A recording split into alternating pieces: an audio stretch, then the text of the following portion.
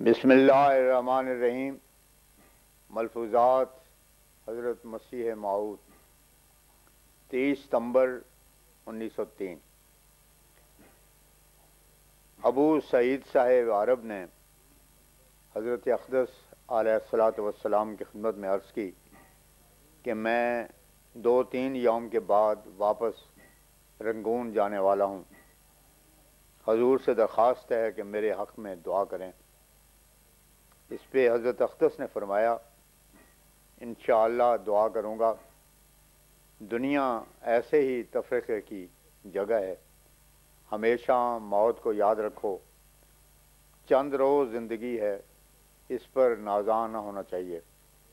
جو راستی پر ہو اور خدا تعالیٰ پر بھروسہ کرنے والا ہو تو خدا اس کے ساتھ ہوتا ہے۔ 4 اکتوبر 1903 بوقت ظہر۔ حضرت اقدس علیہ الصلاۃ والسلام ظہر کی نماز ادا کر کے تشریف لے جا رہے تھے کہ جیلم کے سیٹ احمدین صاحب نے عرض کی کہ گزشتہ ایام میں ایک شخص بیعت کر کے گیا ہے، مگر وہ کہتا ہے کہ میری علمی معلومات بہت کم ہیں اور مجھے آپ کے دعوی کے دلائل اب تک معلوم نہیں ہوئے، اس لیے میرے لیے دعا کی جائے۔ حضرت اقدس نے سیٹھ صاحب کو مختصر دلائل اپنے دعوی پر سنائے کہ ان صاحب کو سمجھا دیا جائے، اور یہ بھی فرمایا کہ خدائی کے مستحق اگر ہو سکتے تھے تو ہمارے پیغمبر محمد صلی اللہ علیہ وسلم ہو سکتے تھے، کیونکہ آپ کا نہ کوئی بھائی تھا نہ بہن، حالانکہ عیسیٰ کے اور بھائی اور بہن تھے۔ ان کمبخت عیسائیوں کو اتنا خیال نہیں آتا کہ عیسیٰ کے 5 بھائی اور 2 بہنیں تھیں جو کہ مریم کے پیٹ سے پیدا ہوئی تھیں۔ بس کیا وجہ ہے کہ مریم کو خداؤں کی ماں اور مسیح کے بھائیوں کو خدا نہ کہا جاوے؟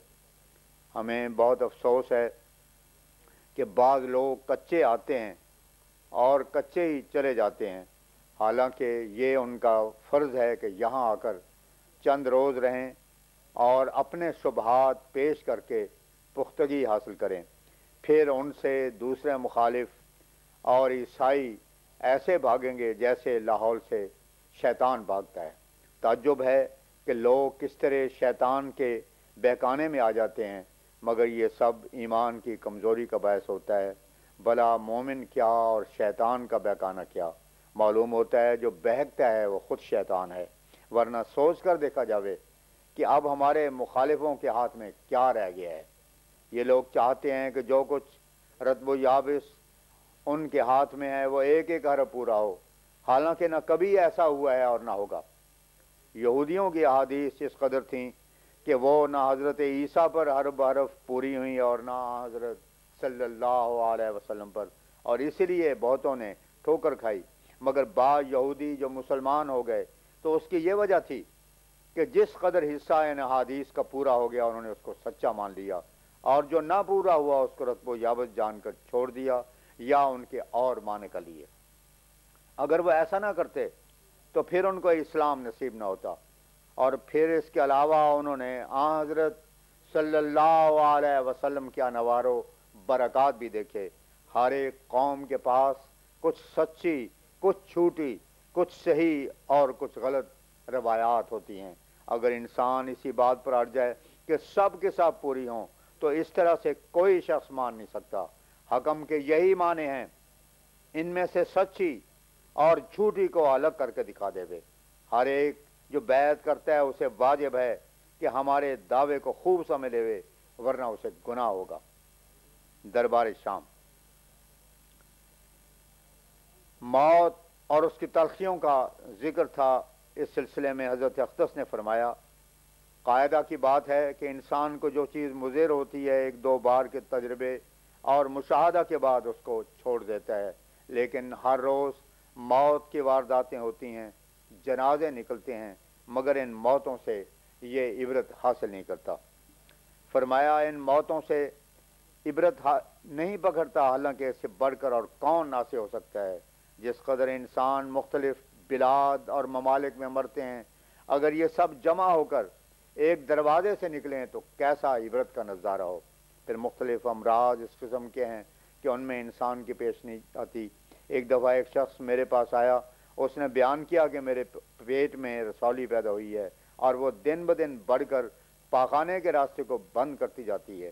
جس ڈاکٹر کے پاس میں گیا ہوں وہ یہی کہتا ہے کہ اگر یہ مرض ہمیں ہوتی تو ہم بندوق مار کر خودکشی کر لیتے۔ آخر وہ بیچارہ اسی مرض سے مر گیا۔ بعض لوگ ایسے مسلول ہوتے ہیں کہ ایک ایک پیالہ پیپ کا اندر سے نکلتا ہے۔ ایک دفعہ ایک مریض آیا، اس کی یہی حالت تھی، صرف اس کا پوسٹ ہی رہ گیا تھا اور وہ سمجھدار بھی تھا، مگر تاہم وہ یہی خیال کرتا تھا کہ میں زندہ رہوں گا۔ انسان کی سخت دلی اصل میں امیدوں پر ہوتی ہے، لیکن انبیاء کی یہ حالت نہیں ہوتی۔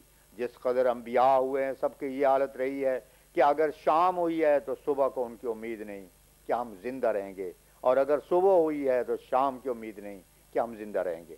جب تک انسان کا یہ خیال نہ ہو کہ میں ایک مرنے والا ہوں، تب تک وہ غیر اللہ سے دل لگانا چھوڑ نہیں سکتا، اور آخر اسی قسم کے افکار میں جان دے دیتا ہے۔ مرنے کے وقت کا کسی کو کیا علم ہوتا ہے؟ موت و ناگہانی آ جاتی ہے۔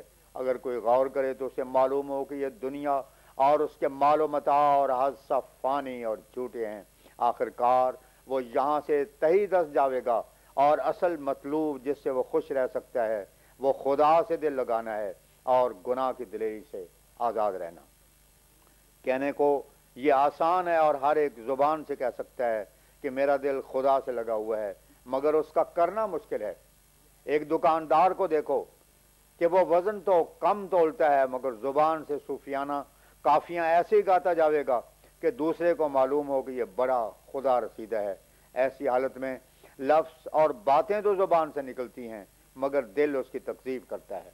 سجادہ نشینوں کو ایسے قصے یاد ہوتے ہیں کہ دوسرا انسان سن کر گرویدہ ہو جاتا ہے، حالانکہ خود ان کا عمل درآمد ان پر مطلق نہیں ہوتا، مگر تاہم ایسے انسان بھی ہوتے ہیں کہ وہ بات کو سمجھ لیتے ہیں، اور اس دنیا اور وہ معافیہ کو چھوڑنا ان پر آسان ہوتا ہے۔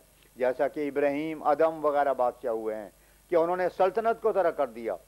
جب خوف الہی ان کے قلب پر غالب ہوا تو انہوں نے فیصلہ کیا کہ اب دنیا اور یہ خوف ایک جا جمع نہیں ہو سکتے، اس لیے دنیا کو چھوڑ دیا۔ جب ایک شخص ایک ناپائیدار لذت میں مصروف ہو تو جب اسے چھوڑے گا اسی قدر اسے رنج ہوگا۔ دنیا سے دل لگانے سے دل سیاہ ہو جاتا ہے اور آئندہ نیکی کی مناسبت اس سے نہیں رہتی۔ مسلمانوں میں اگرچہ فاسق فاجر بادشاہ بھی گزرے ہیں، مگر ایسے بھی بہت ہیں کہ انہوں نے پاک بازی اور راستی اختیار کی۔ 5 اکتوبر 1903 دربار شام۔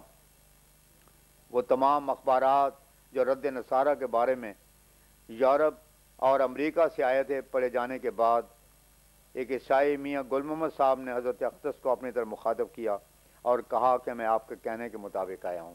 حضرت اقدس نے فرمایا، ہم نے تو آپ کو بذریعہ تار اور خط کے منع کر دیا تھا کہ آپ نہ آویں، علالت اتباع اور ایک ضروری کام میں مصروفیت کی وجہ سے فرصت نہیں۔ اب آپ آ گئے ہیں تو مجھے آپ کے آنے کی خوشی ہے، اور میں چاہتا ہوں کہ کوئی تحقیق کے واسطے میرے پاس آوے۔ زمانہ دن بدن راستے اختیار کرتا جاتا ہے۔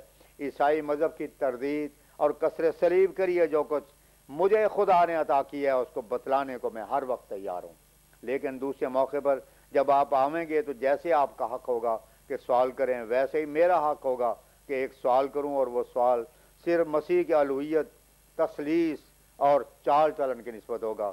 لیکن جیسے میں نے اس سوال کو مشخص کر دیا ہے، ویسے ہی آپ کو لازم ہے کہ آپ بھی اپنے سوال کو مشخص کر دیں کہ تیاری کا موقع مل جاوے۔ گل محمد صاحب: ہاں، آپ بھی ایک سوال کریں، جیسے مجھے تلاش حق کی ضرورت ہے ویسے ہی آپ پر ضروری ہے کہ آپ اظہار حق کریں۔ حضرت اقدس: یہ آپ سچ کہتے ہیں، مگر میرے اظہار حق کی شہادت تو یورپ اور امریکہ دے رہا ہے، ابھی آپ کے سامنے اخبارات پڑے گئے ہیں۔